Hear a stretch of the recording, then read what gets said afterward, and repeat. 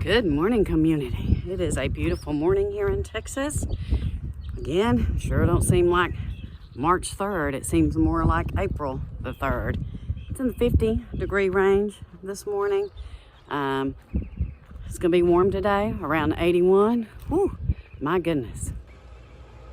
So you can see we put a big dent, guys, this weekend with our tomato sale. Here's some of these in back of the high tunnel. So we cleared over 5 of these trays yesterday. We sold quite a few, praise the Lord. We still have a lot more. I've been potting up my herbs and I've been up potting my peppers. So yeah, we have a pretty good variety. So what was the general consensus yesterday for everybody that came out and bought tomatoes? It wasn't, are we planting too early? It was, are we planting too late?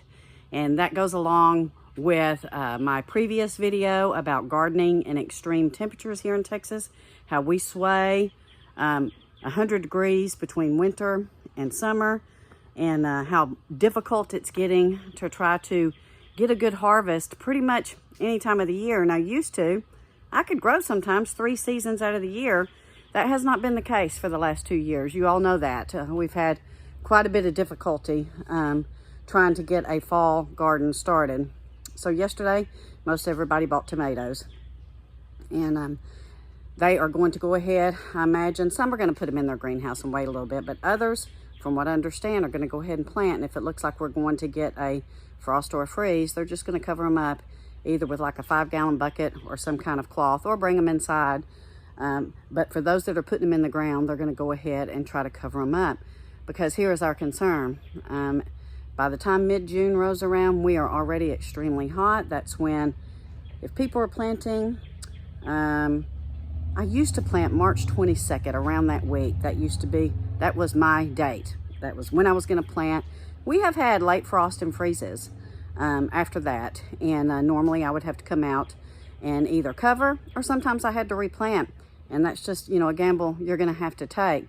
But going in, if you wait till April, then you got April, May, and June maybe, right when your plant starts to produce the flowers and bud out, maybe even some fruit by then, because we start getting fruit because we plant early around May.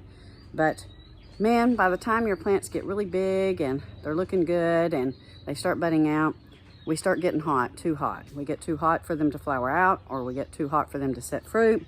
And so it's really kind of strange. It's a strange thought pattern for me to hear everybody yesterday talk about, we're not worried about too early, we're worried about too late. And so we'll be planting many of ours. In fact, I'm going to plant some today after church. And I think Greg probably is going to pop his in the ground this week. So we're probably going to end up having to up pot some of these. Not all of them, but like these pineapple varieties. Man, they're just beautiful. It's a large yellow slicer. So I'm going to up pot these into 6-inch pots. So they'll get a little bit bigger.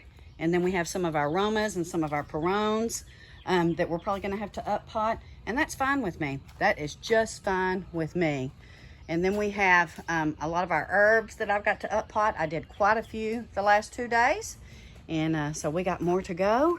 And gosh, I'm just really excited about everything that we have growing this year. But heat and drought is on everybody's mind. Y'all see what's happening up in the Panhandle? That is a very long way from us. We are in north central Texas, which is a little bit south of DFW.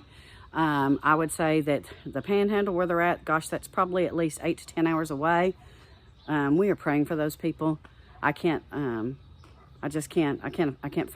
the damage, and I can't fathom the loss of your land, a lot of livestock, a lot of homes. And there's been several people, and one was an elderly woman who couldn't get out, which just has been really heavily on my mind. And I have prayed for her and her family, because I think that is just terrible. So what did do well last year in the heat, you all may remember, were my herbs in the little high tunnel. And so my little high tunnel this year is going to be mainly herbs. They did fantastic in there, and I'm going to be growing a lot more of them, some of the same varieties, and a lot of new varieties. So that's going to be my little herb tunnel. So she is just about empty. We have a couple of things in here like horseradish. We got some kale, some chard. I'm gonna put some tomatoes in here. I just can't wait, guys. I was gonna do this whole thing of herbs, but I gotta put me some tomatoes in here. I just got to. And I've got my selections over there that I'm gonna put in here. So that's what I'm gonna be doing today after church, and probably modifying some of this soil in these containers. You know that we refilled them all last year. And so we're gonna go ahead and try to modify at least half of them. And then we're looking at getting probably a load of some mushroom compost so that we can modify some more tubs and modify where I'm gonna put some of my green beans and stuff. I think that I might go ahead and take a chance and plant some green beans probably in the next 10 days. I'm gonna do it in the raised beds, and I'm gonna do it out here. And if we get a freeze, we get a freeze, but I'll probably succession plant them. So I will go in and plant a bunch, and then 2 weeks later, or even maybe a week later, I might go in and plant a bunch and then plant again a third time, because what'll happen is if the seeds are still underground and we get below freezing, they'll pop right back up should the other ones get damaged. So try gambling on weather and trying to figure out how quick we need things in the ground. And my goodness, it is becoming very difficult, but we're going to keep on going, and we will learn what works best for us. But we are thankful for these high tunnels, and I know a lot of you have raised beds that you are converting into little high tunnels. Great idea, great idea. And so I got to get to planting here before church. I'm going to plant me some cabbages, and because I got to have some cabbage, and hope that they don't bolt. I'm going to hope they don't bolt. Love you all, and I will see you soon. Bye-bye.